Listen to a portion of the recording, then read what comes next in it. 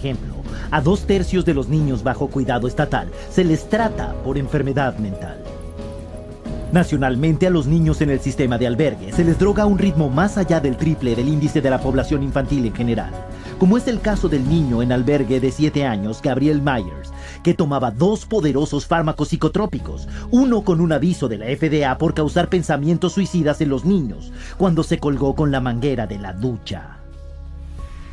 Otro segmento del mercado son los soldados en servicio activo, a quienes se les hacen test como una cosa de rutina en las clínicas militares. Se les califica con un trastorno mental y se les dan fármacos poderosos que potencialmente inducen a la violencia. Iraq wasn't like Vietnam. There weren't illegal drugs everywhere. But there were drugs everywhere because, you know, every guy on post, they knew all they needed to do was go down and see the combat stress unit, the shrink, and he was the drug dealer on post for us. Almost everybody that saw the body or experienced the event were put on some sort of psychotropic medication. Some bases where my friends were at, my fellow veterans were at, everyone, the whole platoon was on drugs. I would say about 75% of active duty military is addicted to some type of psychotropic drug. You could walk around a military barracks and you ask someone for some Prozac and somebody's got some Prozac or some Xanax or some Zoloft. I've got friends who were in the Army with me who are now dependent on Zoloft and psychotropic drugs just because they got used to it in Iraq and they didn't ever want to get off it, and now they're dependent on it and addicted to it. We have huge numbers of military people on antidepressants, and instead of the suicide rate going down, which you'd expect if the drugs were effective, the suicide rate is going up. This last January, we had more soldiers commit suicide than we had die in combat. And what's not being brought out much yet is the fact that the large majority of these soldiers were on these drugs. We're drugging the military at a rate we've never ever seen before. Y esto es solo el principio. Los programas de test de salud mental para los militares se planean para 43 clínicas en 15 bases por todo Estados Unidos, Alemania e Italia. Los estudios revelan que hasta el 12% de los que prestan servicio en Irak y el 17% de los que están en Afganistán toman algún tipo de antidepresivo o pastilla para dormir, un total de 20,000 miembros en servicio. Pero esta cifra palidece en comparación con las cifras de mujeres embarazadas o en la etapa postnatal que podrían ser drogadas si las leyes de test psiquiátricos obligatorios se hicieran una realidad. And when a woman is pregnant, right during the pregnancy, specifically right afterwards, her hormones are changing and sometimes raging. And to screen them and call it mental illness, if they have any type of emotional issues in any way, shape, or form, is utterly ludicrous. Incluso sin leyes que lo impongan, madres futuras podrían recibir test para enfermedades mentales y ni siquiera saberlo.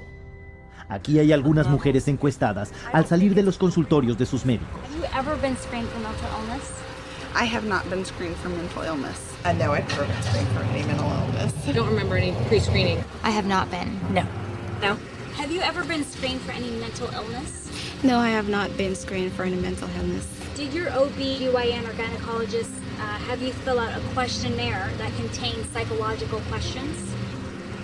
Yes, my OB/GYN did give me a questionnaire that has psychological questions. I've never been screened for mental illness. Yes, I would say the first time I went to see my OB/GYN, I did fill out questionnaires about even family medical history, my medical history, my mental state. I've not been screened for any mental illness or depression. I took a questionnaire at my 6-week checkup, and it basically asked me about if I was crying, if I felt depressed. Yeah, it was a questionnaire about depression. If you're depressed, or if you had any history of depression. Are you happy with your normal day? Are you happy about being pregnant? Have you ever hurt yourself? Are you happy? If I feel like hurting someone, if I was angry. Do mental illness run in your family? You know, it was very noticeable to me after the pregnancy that they're actually fishing for the postpartum depression. When I was pregnant with my daughter, before I had her, I had to take postpartum depression medicine from my 7th month on to my 9th month. ¿Y hacia dónde conducen estos tests? a programas como la poco conocida estratagema para drogar a la gente formulada originalmente en Texas en el 95, llamada Proyecto Algorítmico de Medicación de Texas, o TMAP. TMAP is a program that was originated starting in the 90s, a collaborative group of doctors from University of Texas and the Texas Department of Mental Health and Mental Retardation. And what it was supposed to do was come up with the best practice for treating mental illness. Usando financiación de investigación de 11 empresas farmacéuticas distintas, este panel, dominado por psiquiatras, creó un diagrama de flujos paso a paso que requería que se prescribieran solo los más recientes y más caros fármacos para los pacientes con problemas mentales. Y si uno de estos psicotrópicos no funcionara, los médicos estaban obligados a usar otro que fuera caro. Y si no funcionaba ninguno, el paso siguiente sería el tratamiento de electrochoque. Pero los que dirigen TMAP estaban ocultando un conflicto de interés de magnitud. They didn't disclose that the researchers that were all involved in creating this, almost every single one of them had financial relationships with the pharmaceutical companies. Pero Texas no es el único estado con problemas de corrupción. Alan Jones era un investigador de la oficina del Inspector General de Pensilvania. I learned that these monies were all coming in to the state to support and to promote a program called TMAP, the Texas Medication Algorithm Project. And so my concern was piqued very quickly that there was at least one state official who might be inappropriately receiving and dispersing monies from drug companies. They called it PenMap, but it was based entirely on the TMAP model. Also very quickly, I learned that there were other state employees who were serving on advisory boards financed through various pharmaceutical companies, and other state employees who were accepting honorariums personally, directly, from drug companies for speaking in their state capacities or official capacities. That's a felony in Pennsylvania. I saw there was a much bigger picture and attempted to surface that bigger picture and was consistently told to back off. I was told that drug companies write checks to politicians on both sides of the aisle. Back off. You will not expand this investigation into the drug companies. Continued to press the investigation, much of it on my own time at this point. I became increasingly alarmed that all of the drugs recommended by the TMAP program were exclusively the new patented atypical antipsychotics for schizophrenia and all of the brand new patented SSRI antidepressants. None of it added up. When it became obvious to me that my investigation was not going to be permitted to continue, and it became obvious to the Inspector General's office that I was not going to stop, I was removed from lead investigator on the case.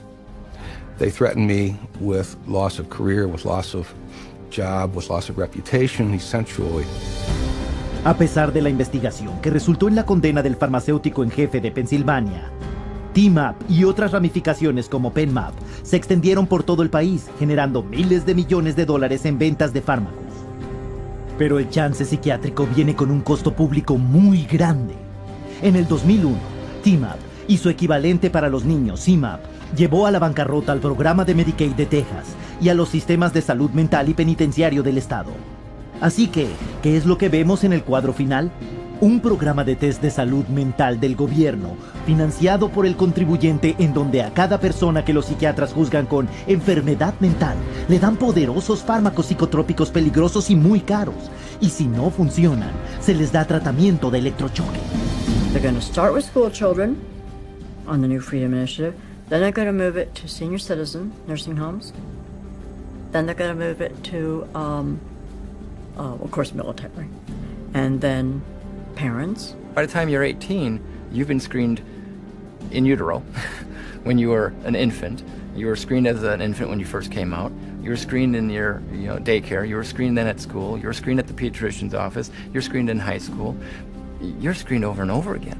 And to sit there and pass laws requiring that people be screened and drugged based on screening under state law or federal law is really, it's criminal. It should not be done.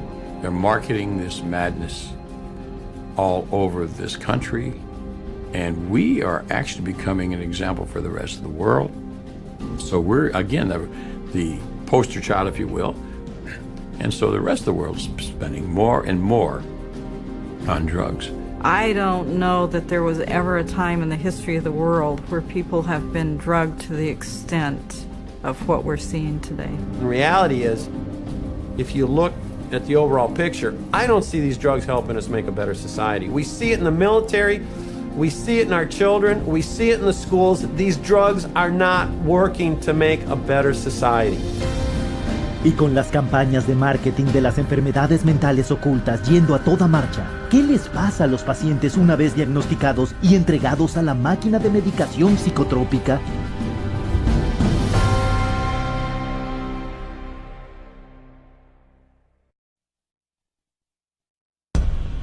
Si los psiquiatras y las empresas farmacéuticas venden los fármacos como seguros y eficaces, ¿por qué vemos un aumento alarmante en los efectos secundarios que informan los consumidores? ¿Qué es lo que los psiquiatras no nos dicen?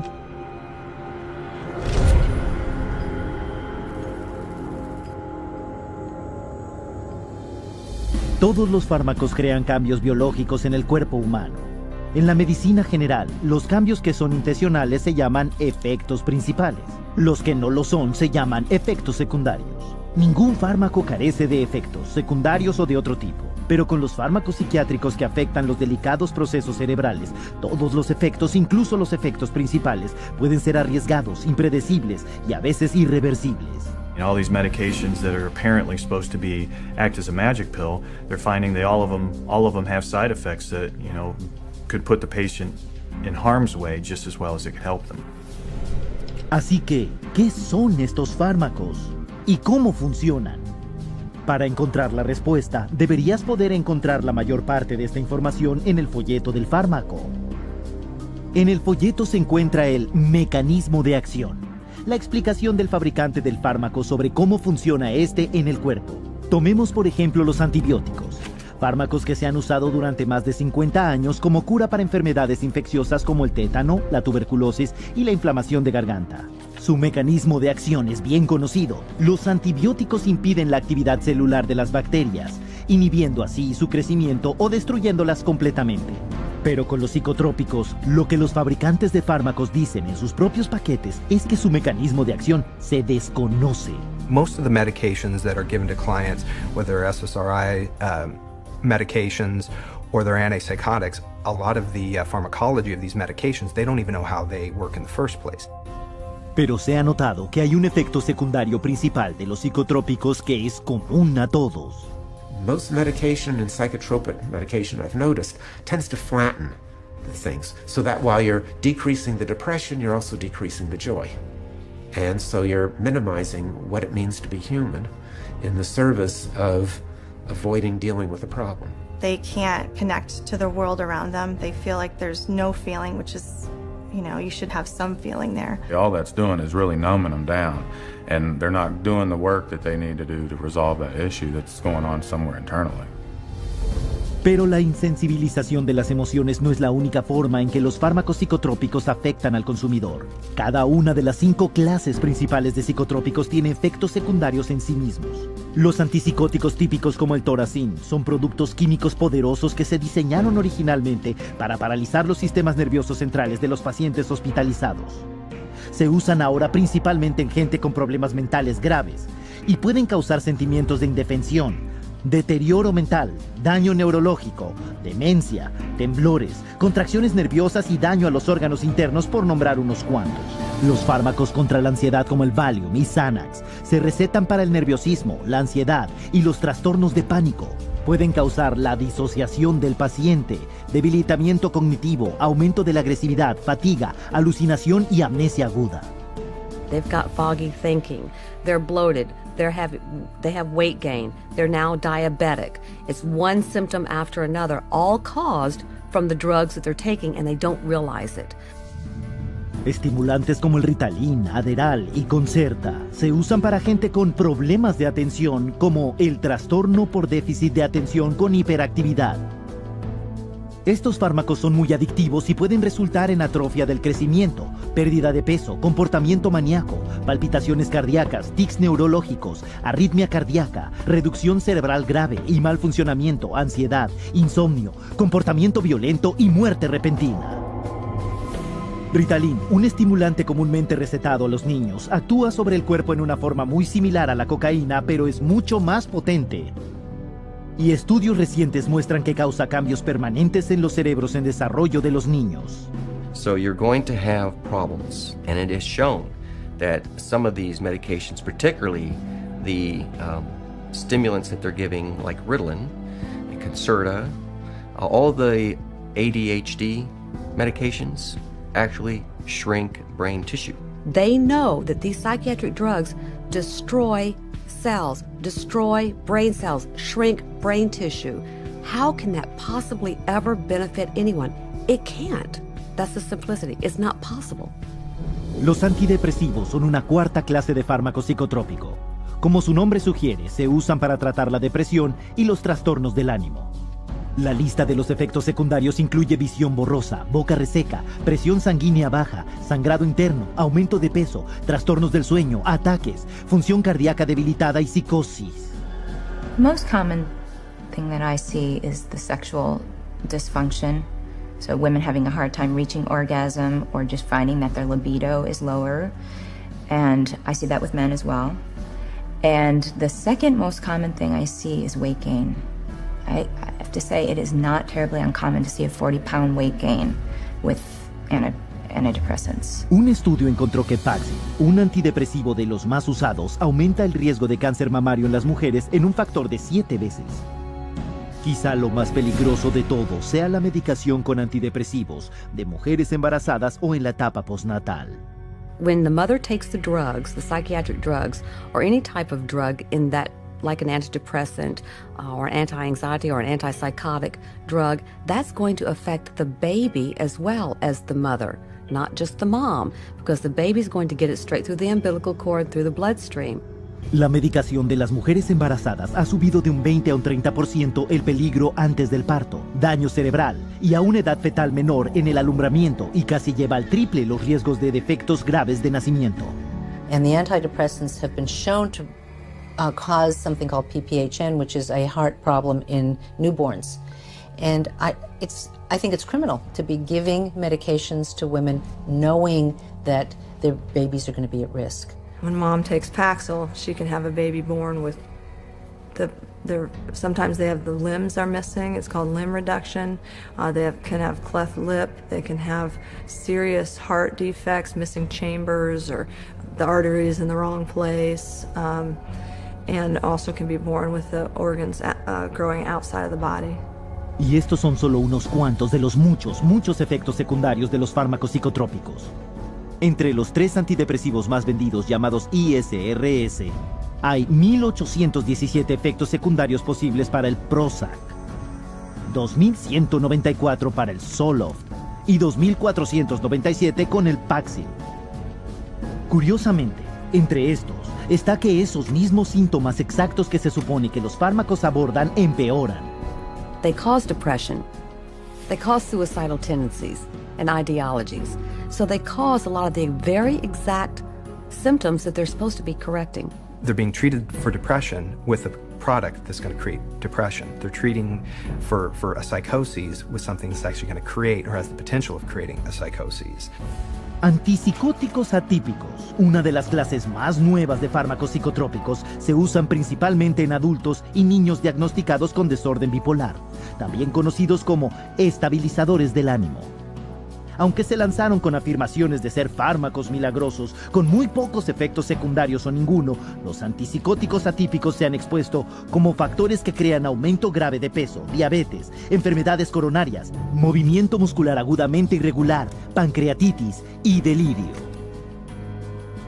Aunque los nuevos antipsicóticos se aprobaron originalmente solo para tratar a los esquizofrénicos adultos, en un periodo de 7 años, las prescripciones para los niños han ascendido en un factor de 5, hasta un estimado de 2.500.000 recetas. Y esto acarrea consecuencias muy graves.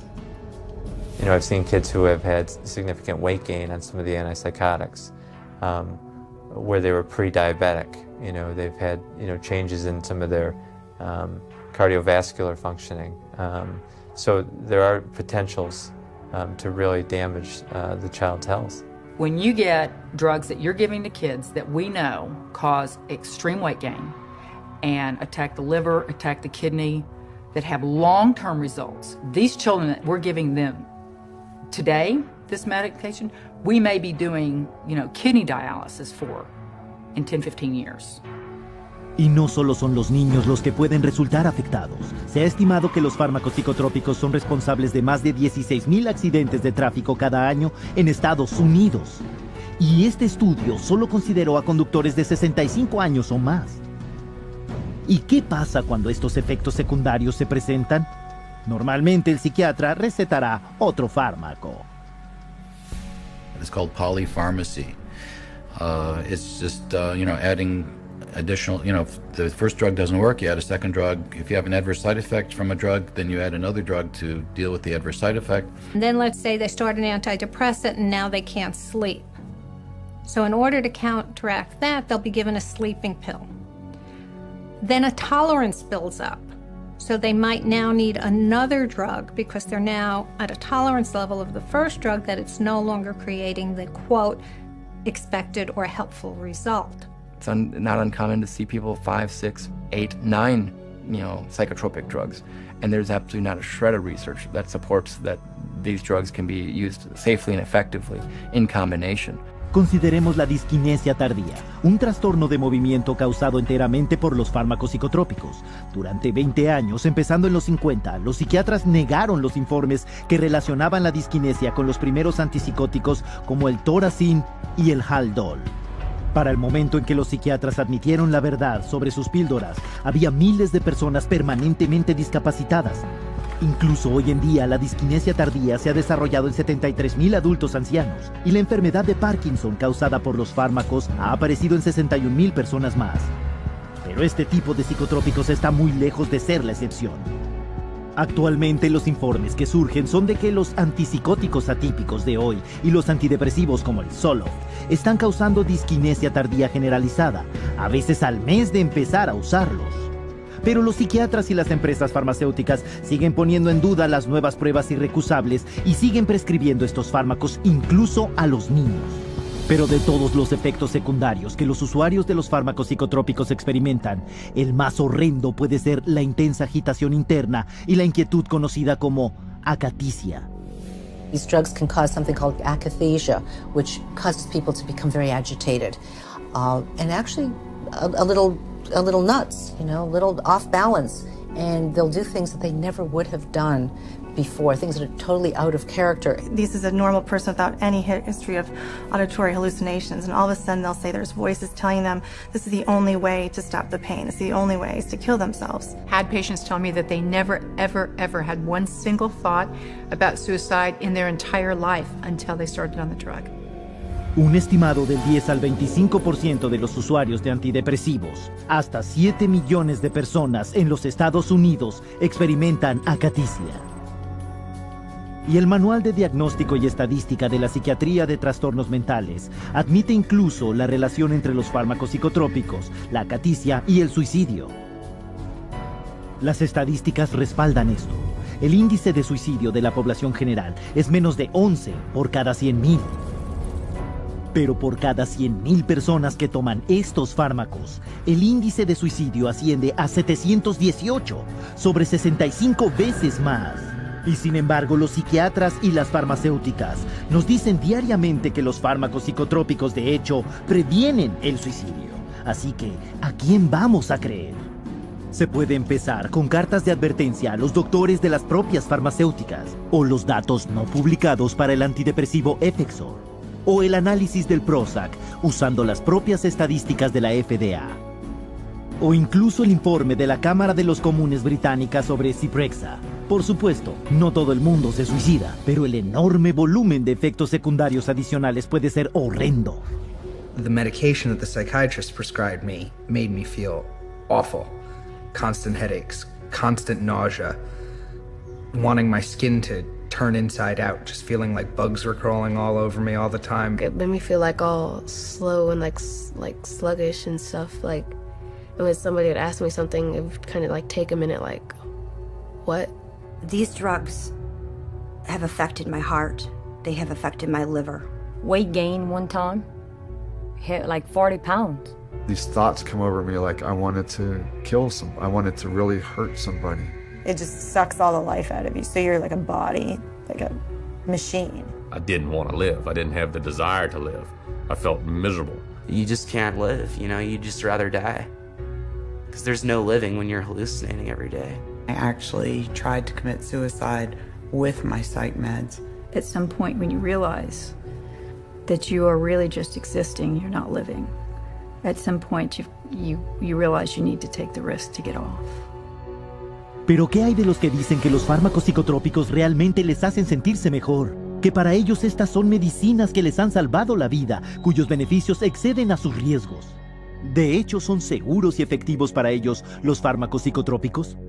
So what ends up happening is that someone feels good for a while, and then very often they have to have their dose increased, and then they feel good for a while, and then they might have to have it increased again, or maybe they'll switch agents.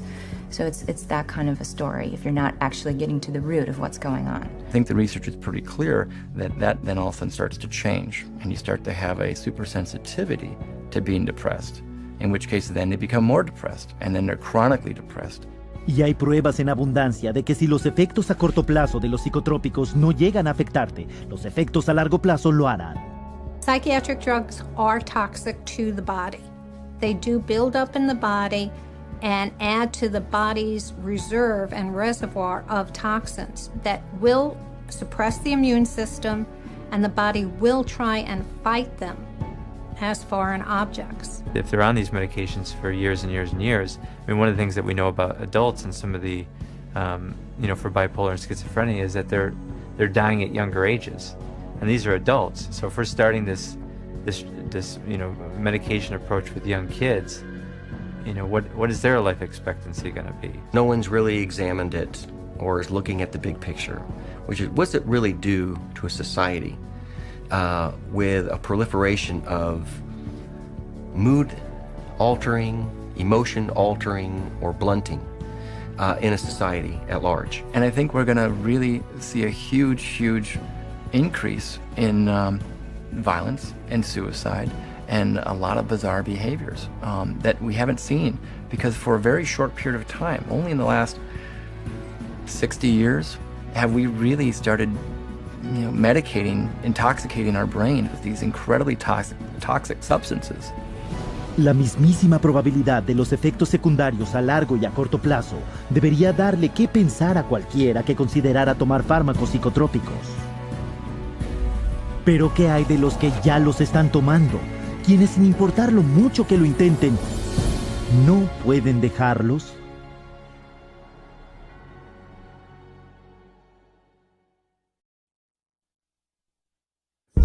Se ha observado desde hace mucho que las drogas psicotrópicas tienen una multitud de efectos secundarios físicos y emocionales con los que muchos no pueden vivir. Pero si los efectos secundarios de las psicotrópicas son tan malos, ¿por qué algunas personas siguen tomándolas?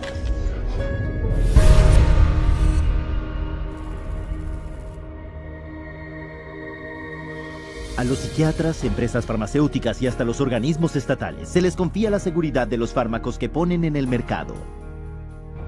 Y mientras admiten a regañadientes la mayoría de los efectos secundarios de los psicotrópicos, hay uno más que casi nunca mencionan. Every single one of these drugs are addictive, psychologically and or physically addictive. They change your body's makeup, you change your body how it reacts to things. And so even though people, in their psychological state, they may be over their depression, they physically will need that drug still. And so that becomes the complication of getting them off. I have people come to me on a weekend, they've run out of refills, and they say to me, if I don't take this drug, I'm gonna get sick. If I don't take this drug, I'm gonna get sick. We don't talk about psychologically, we don't talk about depression, we don't talk about anxiety. I am going to get sick if I don't take this drug this weekend. It has nothing to do with psychology. Pero oigamos lo que algunos psiquiatras cuestionados en un congreso reciente de la APA tenían que decir sobre la adicción. How addictive are psychiatric drugs? They aren't. Only benzodiazepines. They're not addictive at all. Antidepressants are not generally considered addictive. SSRIs are not addictive. Antipsychotics, they don't cause addiction. Major tranquilizers are all safe as far as addiction is concerned. The drugs that most of us are using in neuropsychiatry are not addictive at all. Así que, ¿quién tiene la razón? Para enterarnos, no tenemos que mirar más lejos que a la experiencia de los pacientes que lo han vivido en carne propia. The psychologists and psychiatrists, I went to both. They never told me that they would be addictive. They would cause me to have these thoughts. For sure, the psychiatric drugs I was on was addicting. Within six months to 9 months, I was hooked. Boy, Xanax had a hold of me. I mean, I was going through a bottle of pills every 3 or 4 days. I lost my job over it. Over a prescription drug that's not supposed to be addictive, I lost my job. The reality is that it is addicting. It will wreck a person's life. Este conflicto sobre la adicción se reduce a una definición de las palabras. La mayoría de la gente considera la adicción como una necesidad psicológica o física incontrolable de una cierta sustancia. Pero no los psiquiatras. Ellos definen la adicción como una ansia de una dosis cada vez más y más alta del mismo fármaco, mientras que la necesidad incontrolable de tomar drogas se clasifica solo como dependencia. Por eso los psiquiatras no admitirán que sus fármacos son adictivos. In their definition, a very small percentage of people become addicted. The reality is a large percentage of people can't get off these drugs, and they call that dependence. It's all a matter of how they term it. And when you look at addiction, it could be that their tolerance increases and their needs and wants to use the medications increase, or it could be they simply, once they start on the medication, they're not able to come off of it without help. They try to, and as soon as they try to come off the medications, they start to have symptoms that are unwanted and obviously keep them wanting to take the medications again. When you explain to them how addictive it is, they are surprised because they're like, well, it's a prescription. So I do believe that a lot of people don't really know how harmful these meds are. They don't view them as dangerous as some of the street drugs. Pero muchos psicotrópicos se han convertido en drogas callejeras, especialmente el tipo de drogas que se les dan a los niños diagnosticados con deficiencias de atención o hiperactividad. Estimulantes como el Ritalin, Adderall y Concerta crean tanto hábito que están enumerados por la Administración de Imposición de la Ley sobre Fármacos como fármacos clasificación 2, sustancias altamente adictivas en la misma lista que la morfina y la cocaína. Biochemistry and pharmacology of Ritalin is exactly the same as that of cocaine, except for the speed of onset. La similaridad entre el Ritalin y la cocaína se hace obvia cuando se considera el importante problema del abuso de estimulantes en nuestras escuelas, donde los comprimidos de Ritalin y su primo hermano químico Adderall los toman los niños en los patios de la escuela con fines recreativos. Some of my friends took Ritalin and Adderall just to get high, like that I've known throughout the years. Kids will chop that stuff up with a razor blade. It's pure, man. Pure drug, you know, that's why kids like it. They chop it up with a razor blade and snort it. My cousin Sammy had this Ritalin and we would eat it and we'd be able to stay up all night and play video games. It was, your pupils would dilate. It was just outrageous. Matter of fact, in 8th grade, I got kicked out of school 3 days before it let out for selling Ritalin and actually snorting lines in the back of the classroom. So yes, sir, it definitely caused me some problems there, and I definitely had people buying them from me, yes. Este no es un problema pequeño. En 2006, los investigadores descubrieron que más de 7 millones de americanos habían usado estimulantes incorrectamente, con 75,000 jóvenes y adolescentes haciéndose adictos cada año. Pero más allá de hacer adictos, los estimulantes se conocen como drogas de acceso, que llevan a más adicción a drogas callejeras, cocaína, heroína y metanfetamina. When you provide drugs in the manner in which most of our children are being provided drugs at an early age in life, only prepares that child to be on more drugs as they get older. Y aún así, en varias publicaciones recientes, los psiquiatras de hecho animan a los niños con TDAH a que tomen estimulantes para reducir dependencias futuras a la cocaína y otras drogas callejeras. Pero las pruebas muestran que no solo esta teoría carece de fundamento, sino que lo contrario es cierto.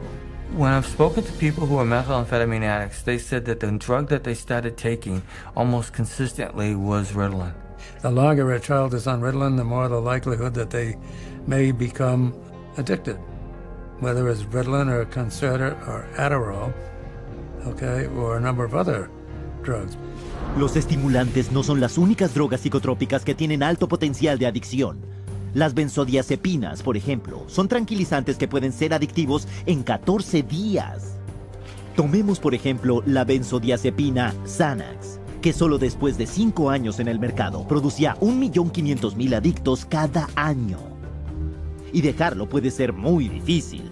Los síntomas de la retirada del Xanax incluyen temblores, pérdida del apetito, calambres musculares, problemas de memoria y concentración, insomnio, agitación, pánico y ansiedad.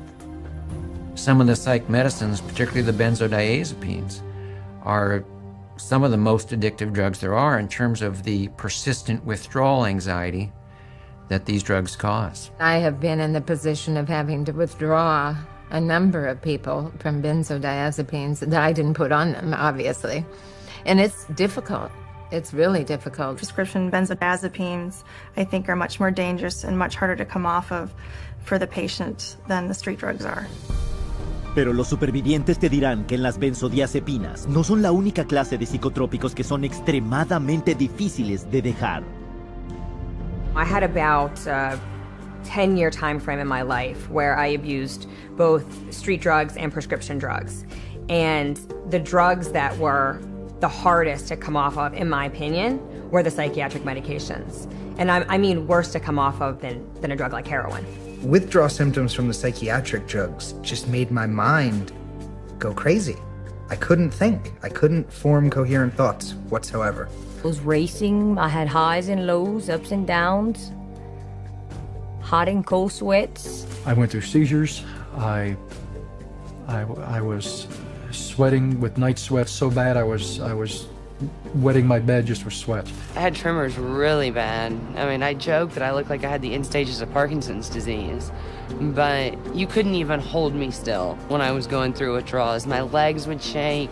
I couldn't sleep. No one in the world should have to go through what I went through, in my opinion, and I wouldn't wish it on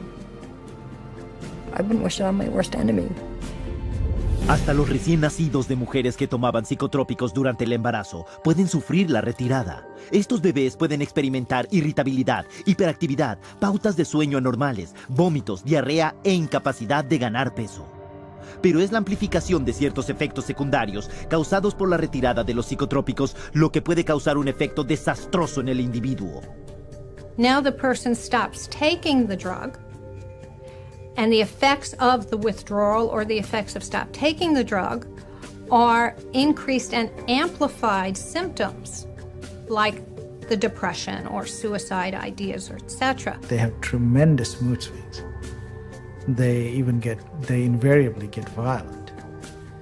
They cannot control their emotions. You're very depressed, you're suicidal, you're hallucinating, you're psychotic, you're crazy, you're manic when you stop taking your medication. Esta es la razón de que una retirada incorrecta de los antidepresivos ha mostrado que dispara cambios bruscos de ánimo y un enojo incontrolable que han estado relacionados con muchas de las recientes masacres. En mayo del 98, por ejemplo, Kip Kinkel, de 15 años de edad, había dejado de tomar Prozac cuando le disparó a sus padres matándolos. Luego arrasó en su escuela en Oregon, donde asesinó a 2 más y dejó heridos a 25 más. En noviembre de 2007, Pekka Erik Ovinen disparó y mató a 8 en su escuela al norte de Helsinki, Finlandia. Previamente ese otoño, había reducido el uso o dejado de usar el antidepresivo recetado para la ansiedad social.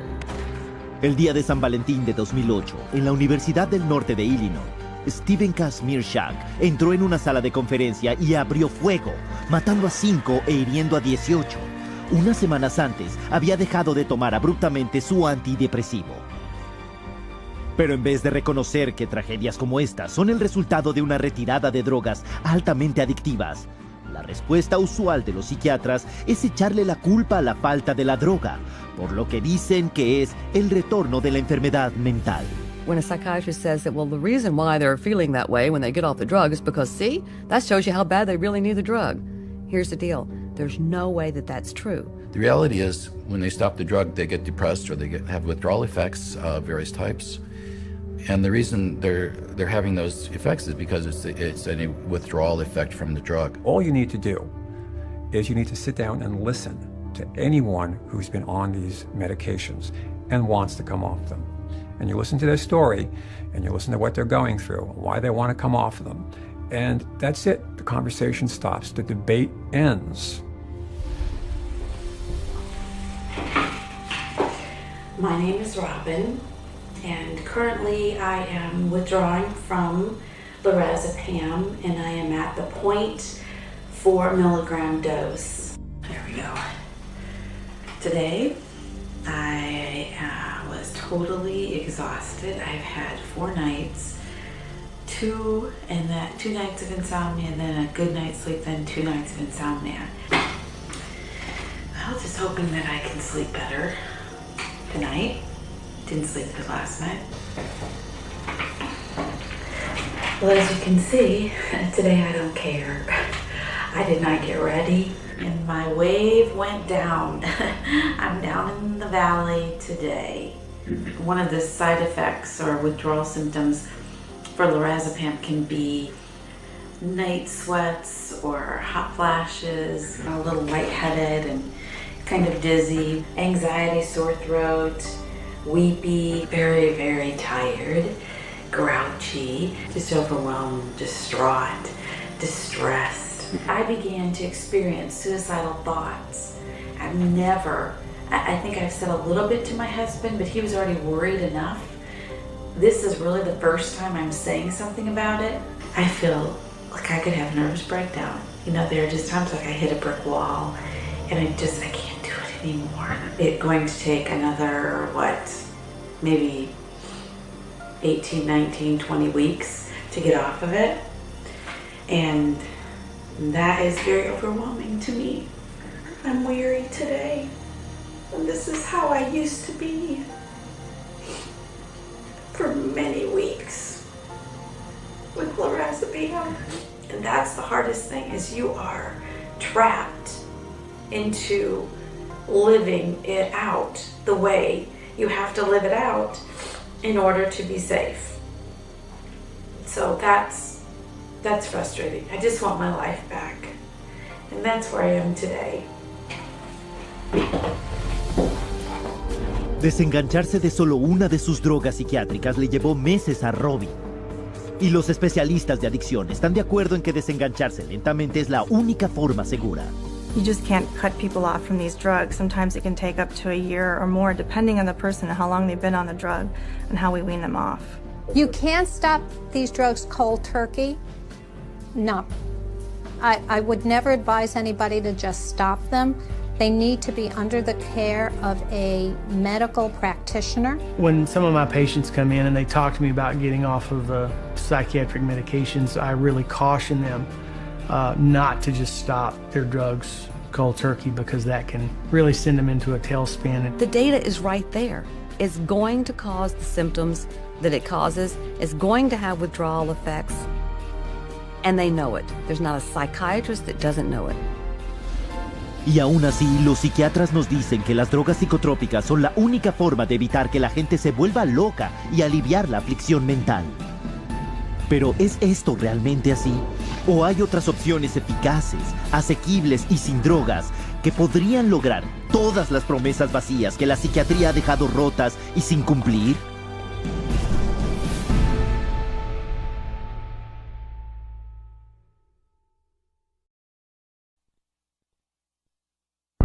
Después de todo lo que hemos visto, ¿deberíamos creer la afirmación de los psiquiatras de que su próximo descubrimiento está a punto de aparecer? Y si la psiquiatría no está funcionando, ¿a dónde vamos a partir de ahí?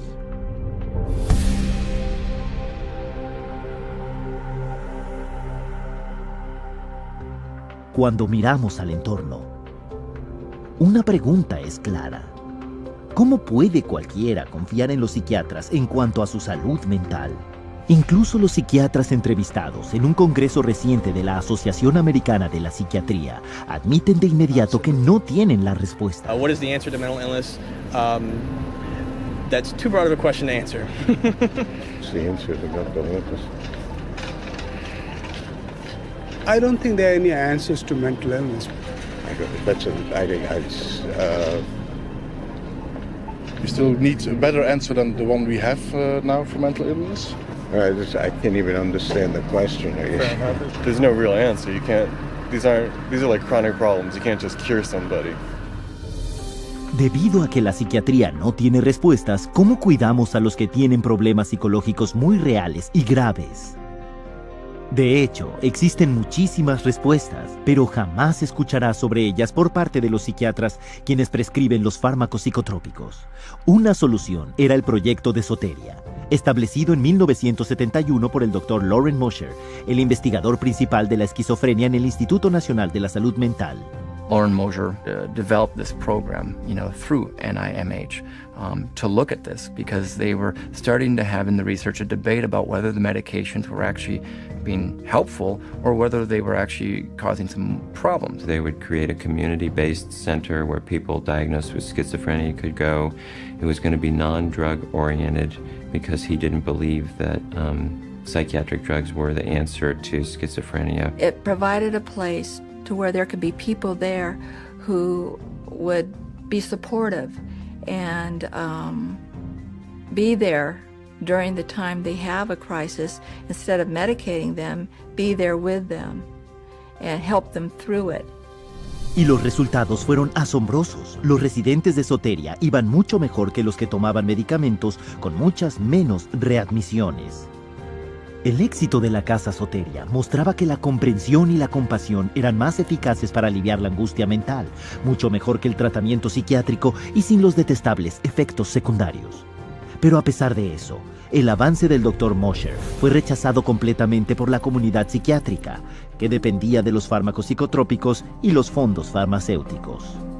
En la carta de renuncia del Dr. Mosher a la Asociación Americana de Psiquiatría en 1998, él escribió: la psiquiatría ha sido comprada casi completamente por las compañías farmacéuticas. Condonamos y promocionamos el uso y abuso general de químicos tóxicos que sabemos que tienen efectos muy graves a largo plazo. La psiquiatría es una trampa, como se practica hoy en día. Desgraciadamente, la respuesta es principalmente sí. When people ask me about why aren't there more places to get this type of treatment and why is biopsychiatry kind of taken over, if they were effective, why did they go away? And I really think that it goes back to the question of money. Entre la presión política empleada por el establecimiento psiquiátrico y una falta de fondos, refugios como Soteria son pocos y apartados unos de otros. Pero se pueden encontrar, y los que tienen angustias graves pueden reponerse y sí lo hacen.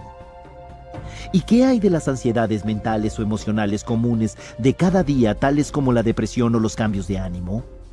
Sin el uso de la psiquiatría, ¿cómo podemos tratarlas? Es más fácil de lo que se puede creer, ya que hay evidencia en abundancia de que una condición subyacente y no descubierta ocasiona más de la mitad de los problemas psiquiátricos.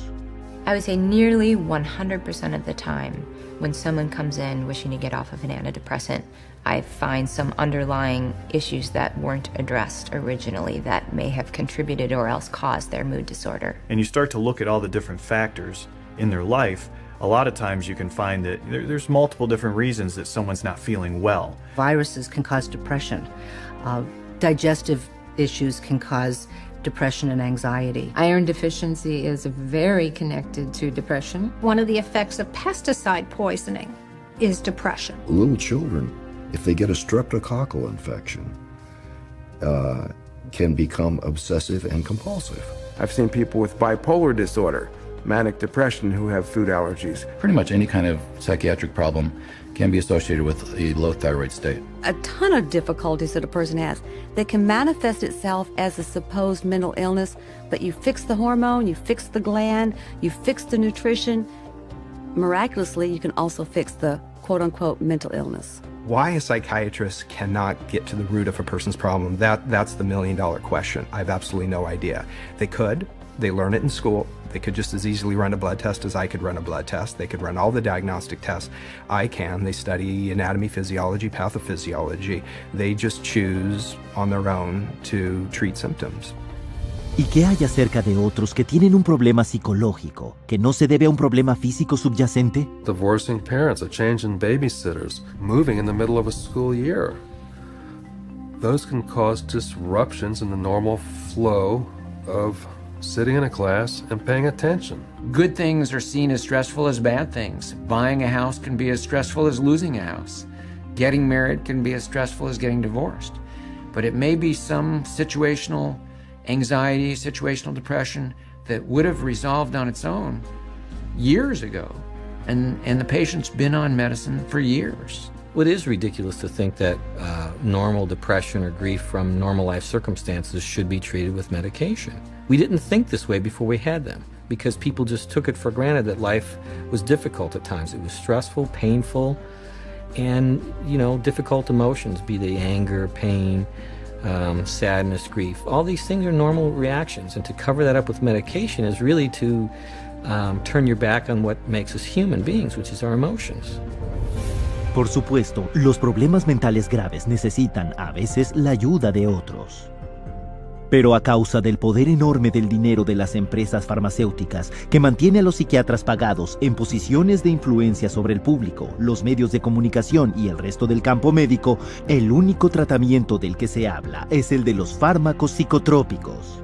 Pero hay algo que el consumidor puede hacer: insistir en el consentimiento informado preciso. Informed consent boils down to the patient must be told about their diagnosis and what the risks and benefits and alternatives are to the treatment. Risks and benefits and alternatives to the treatment, risks, benefits and alternatives to not treatment. Entonces, ¿cuáles son los puntos clave del consentimiento informado en cuanto a los fármacos psicotrópicos? 1. Los trastornos psiquiátricos no son enfermedades reales que requieren de tratamiento médico. 2. No hay pruebas científicas de que los fármacos psiquiátricos resuelven o curan ningún problema mental. 3. Los fármacos psiquiátricos ocultan los síntomas y ocasionan efectos secundarios graves a corto plazo y a largo plazo. 4. Los fármacos psiquiátricos pueden causar la dependencia y la adicción. 5. La mayoría de los problemas mentales se causan por una enfermedad física subyacente. 6. Sin importar cuán severa sea la angustia emocional o psicológica, hay muchas opciones eficaces que no implican los fármacos psiquiátricos. Desafortunadamente, estos puntos casi nunca se les mencionan a los pacientes. I have over 2,000 clients, and I can honestly say 100% of them that have come to me, it has either been suggested that they take psychiatric drugs or they actually have taken them. And probably 70 to 80% have actually fallen into the trap and taken the psychiatric drugs because they didn't know what else to do. 50% of patients who are not treated for depression come out of it on their own without any therapy. Okay, that's never on an informed consent, but it is a fact. So, there's never a full informed consent.